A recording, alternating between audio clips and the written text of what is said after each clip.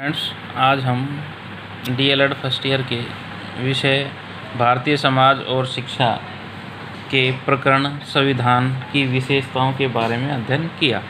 गत कक्षा में अपन ने संविधान के बारे में अध्ययन किया था, उसकी प्रस्तावना के बारे में अध्ययन किया कि प्रस्तावना में क्या क्या शब्द हैं और प्रस्तावना संविधान की आत्मा क्यों कहा गया है या दर्पण क्यों कहा गया है, इसके बारे में अपन ने अध्ययन किया था। आज हम संविधान की विशेषताओं के बारे में अध्ययन करेंगे कि भारत का जो संविधान है उसकी क्या विशेषताएं हैं। तो सबसे पहले देखिए, जो हमारा संविधान था वो गहन चिंतन करने के बाद तैयार किया गया था, यानी कि उसमें 2 वर्ष 11 माह 18 दिन लगे थे उसे बनाने में। और जब समय कोई चीज़ का जब इतना लगता है तो हर पहलू पर उसके बहुत ही अध्ययन किया गया, हर चीज़ पर, कि संविधान एक ऐसा होना चाहिए जो सभी के लिए समान रूप से लागू हो और सभी का उसमें सहयोग हो, और इसमें सभी का सहयोग लिया गया।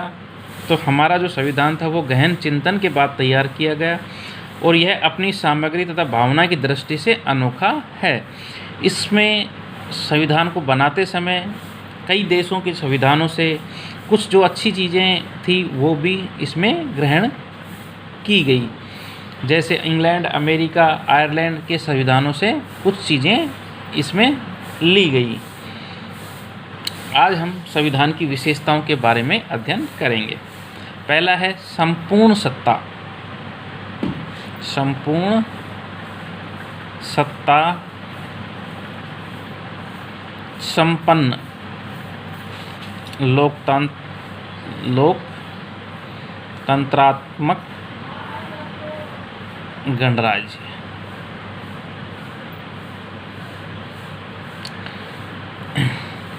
यानी कि अपन ने प्रस्तावना में पढ़ा कि भारत संपूर्ण सत्ता संपन्न गणराज्य होने की व्यवस्था की गई है। यानी कि इसमें संपूर्ण सत्ता संपन्न होने का अर्थ है कि अब भारत अब किसी साम्राज्य के अधीन नहीं है, यानी कि भारत किसी के अधीन नहीं है, भारत एक स्वतंत्र देश है और न ही ये किसी पर निर्भर है। इसका अर्थ यह है कि संपूर्ण सत्ता संपन्न लोकतंत्र गणराज्य की भारत किसी के अधीन नहीं है और भारत जो है स्वयं निर्भर देश है। भारत अन्य राज्यों की तरह पूर्ण स्वतंत्र एवं सत्ताधारी है। किसी भारी शक्ति को विदेश नीति पर नियंत्रण रखने अथवा आंतरिक मामलों पर हस्तक्षेप करने का अधिकार नहीं है। कि भारत की जो नीतियां हैं या भारत के जो कोई निर्णय या मामले, आंतरिक मामले हैं, उस पर किसी देश को या किसी के हस्तक्षेप करने की आवश्यकता नहीं है। और हमारा जो देश है वो गणराज्य है क्योंकि इसमें सर्वोच्च पदाधिकारी राष्ट्रपति जनता के प्रतिनिधियों द्वारा एक निश्चित समय के लिए चुना जाता है। गणराज्य का अर्थ क्या है कि गणराज्य इसलिए है ये कि सर्वोच्च पदाधिकारी, क्योंकि प्रथम नागरिक, जो देश का प्रथम नागरिक कौन होता है? राष्ट्रपति होता है।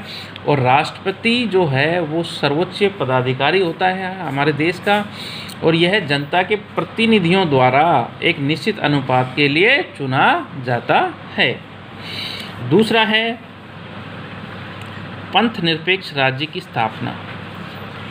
पंथ निरपेक्ष राज्य की स्थापना।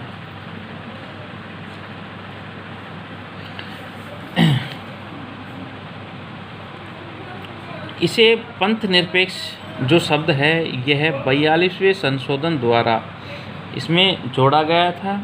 यानी कि इसमें यह है कि भारत का स्वयं का कोई वो नहीं है, यह सभी धर्मों के समान रूप से सम्मान करेगा। यानी कि इसमें हमारे जो देश है भारत है धर्मनिरपेक्ष या पंथ निरपेक्ष में, कि इसमें सभी देश धर्मों के मानने वाले लोग निवास करते हैं और भारत के पंथ निरपेक्ष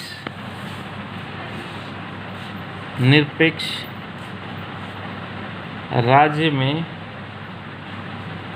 रहने वाले सब व्यक्तियों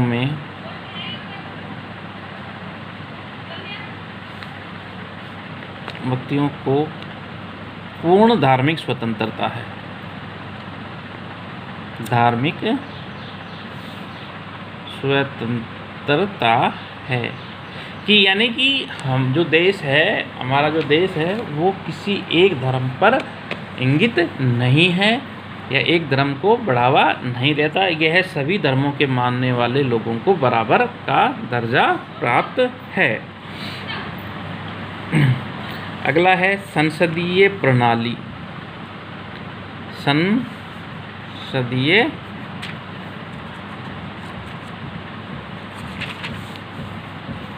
शासन प्रणाली। हमारे संविधान द्वारा हमारे देश में संसदीय शासन प्रणाली की स्थापना की गई। इसलिए केंद्र में राष्ट्रपति और राज्यों में राज्यपाल दोनों संवैधानिक प्रमुख हैं। इनके पास केवल नाम मात्र की शक्तियाँ हैं। शासन की शक्ति जो है वो वास्तविक जो शासन की शक्ति है वो सत्ता मंत्री परिषद के सदस्यों के पास होती है, यानी व्यवस्थापिका के प्रति उत्तरदायी है। यानी कि जो हमारे जो जनता के द्वारा जो चुने गए लोग हैं वही यहाँ पर शासन करते हैं।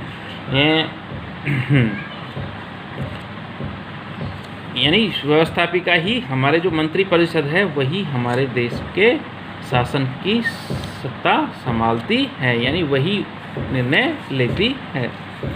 नेक्स्ट है कठोर व लचीला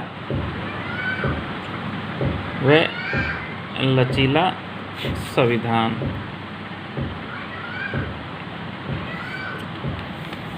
हमारे जो संविधान में कठोरता व लचीलापन दोनों विद्यमान हैं, क्योंकि कठोर संविधान भी एक अच्छा संविधान नहीं कहा जा सकता। इसमें समय समय पर कुछ संशोधन किए जाते हैं जिससे ये लचीला भी है। इसलिए समय के अनुसार या लोगों की भावनाओं के अनुसार इसमें कुछ संशोधन किए जा सकते हैं, इसलिए यह लचीला भी है और कठोर भी है। नेक्स्ट है एकल नागरिकता। एकल नागरिकता भारत में संघीय व्यवस्था है।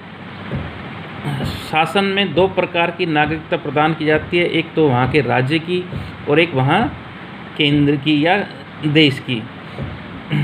भारत के में संविधान द्वारा एक ही नागरिकता समस्त नागरिकों को प्रदान की गई है, यानी कि हमारे देश में सिर्फ एक ही नागरिकता है, चाहे वो कोई से भी राज्य में रह रहा हो, उसे सिर्फ भारतीय नागरिकता ही प्रदान की गई है, यानी एकता के अखंडता के लिए आवश्यक है। यानी एकल नागरिकता यानी वह भारत का ही नागरिक, भारतीय नागरिकता उसे प्रदान है, चाहे वह कोई से भी राज्य में रहता हो। नेक्स्ट है संघात्मक तथा एकात्मक शासन। संघात्मक एवं एकात्मक शासन। संघात्मक शासन ये है कि जैसे केंद्र में सरकार है और राज्य में सरकार है। केंद्र सरकार जो है वो हम ऐसे समझ सकते हैं कि जो हम एमपी चुनते हैं, लोकसभा के सदस्य चुनते हैं, वो केंद्र के शासन चलाते हैं, और एक जो हम एमएलए विधानसभा सदस्य चुनते हैं वो राज्य की सरकार चलाते हैं। तो यानी कि हमारी जो यहाँ की जो शासन व्यवस्था है वो संघात्मक शासन है, लेकिन कभी विपरीत समय में शासन की जो बागडोर है वो एकात्मक हो जाती है। जिस प्रकार से जैसे आज जो भी निर्णय ले रहे हैं, जैसे आज हमारे देश के सामने एक वैश्विक महामारी कोरोना जो महामारी चल रही है, इसमें जितने भी जो भी निर्णय लेने हों वो केंद्र सरकार ही निर्णय लेती है और उन्हीं का फॉलो राज्य सरकार करती है। तो इस तरीके से जो भी निर्णय लेने होंगे वो अगर देश पर कभी आपात स्थिति आ जाती है तो उस समय जो निर्णय लेंगी वो सिर्फ केंद्र सरकार ही निर्णय लेगी। इसलिए यह संघात्मक एवं एकात्मक शासन भी है। नेक्स्ट है वयस्क मताधिकार। वयस्क मताधिकार का अर्थ है कि जो हमारे देश की जो शासन की जो बागडोर संभालते हैं उनको जो चुनते हैं वो वयस्क मताधिकार के द्वारा, हमारे जो देश के लोग हैं वो वयस्क मताधिकार के द्वारा उनको चुनते हैं।